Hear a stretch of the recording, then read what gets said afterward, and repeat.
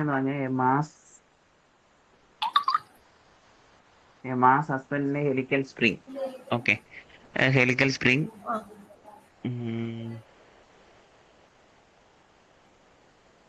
in viscous fluid medium, it is observed that the frequency of damped vibration 90 per minute എന്ന് പറഞ്ഞു. അപ്പോൾ F D is equal to 90 per minute. ഇപ്പോൾ divide by 60 ചെയ്യുമ്പോൾ അതിന്റെ second കിട്ടും, അതായത് 1.5 per second എന്ന് കിട്ടും. ഇനി അടുത്ത പറയുന്നതെന്ന് പറഞ്ഞാൽ the amplitude decreases 20% of its initial value for on complete revolution. അതായത് x1 is equal to 0.2 times x0 എന്നാണ് പറയുന്നത്. ഓൺ കംപ്ലീറ്റ് റെവല്യൂഷൻ കഴിയുമ്പോൾ 20% റെഡ്യൂസ് ചെയ്ത് പോകും. റെഡ്യൂസ് എന്ന് പറഞ്ഞാൽ ഇങ്ങനെ 20% റെഡ്യൂസ് അങ്ങനെയാണ് 20% റെഡ്യൂസ് ആയി പോകുന്നത്. ഓക്കെ, അങ്ങനെ റെഡ്യൂസ് ചെയ്ത് പോകുന്നുണ്ട്. അപ്പം ഇതിൽ നിന്ന് x0/x1 എന്ന് പറഞ്ഞാൽ എന്താണെന്ന് വെച്ചാൽ 1/0.2 അല്ലേ? അപ്പൊ എത്ര കിട്ടും? 5 കിട്ടും. ഇനി നമ്മുടെ ഇക്വേഷൻ വെച്ചിട്ട് നമ്മൾ എന്താണ് find the frequency of free damped vibration of the system.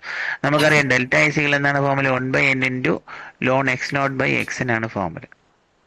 Okay, അപ്പൊ ഇതിൽ നമ്മൾ സബ്സ്റ്റിറ്റ്യൂട്ട് ചെയ്യുമ്പോൾ ഇതിന് ലോൺ 5 എന്ന് കിട്ടും അല്ലേ? ഇതിന്റെ ഇക്വേഷൻ എന്ന് പറഞ്ഞാൽ ഡെൽറ്റ ഐസികൾ ടു ലോൺ 5 എന്ന്, അതായത് എത്ര കിട്ടും? 1.609 കിട്ടും. ഇനി ഡെൽറ്റ ഐസികൾ എന്താണ് other formula? 2π zeta divide by √(1 - θ²) ആണ് ഫോർമുല.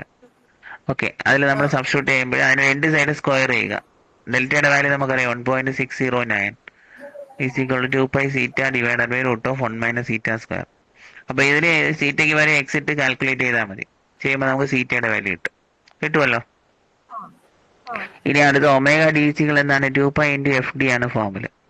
ഓക്കെ, അപ്പോൾ ഒമേഗ ഡി അതിൽ നിന്ന് √(1 - θ² ഇൻറ്റു ഒമേഗ എൻ ആണ്. അപ്പോൾ അതിൽ സബ്സ്റ്റിറ്റ്യൂട്ട് ചെയ്യുമ്പോൾ നമുക്ക് എന്ത് കിട്ടും? ഒമേഗ എന്നിന്റെ വാല്യൂ കിട്ടും. ഒമേഗ എൻ കിട്ടിയ ഫ്രീക്വൻസികൾ എന്താണ് ഫോർമുല? Omega n/2π. ചെയ്യുമ്പോൾ നമുക്ക് ഫ്രീക്വൻസി കിട്ടും. ഓക്കെ അല്ലേ?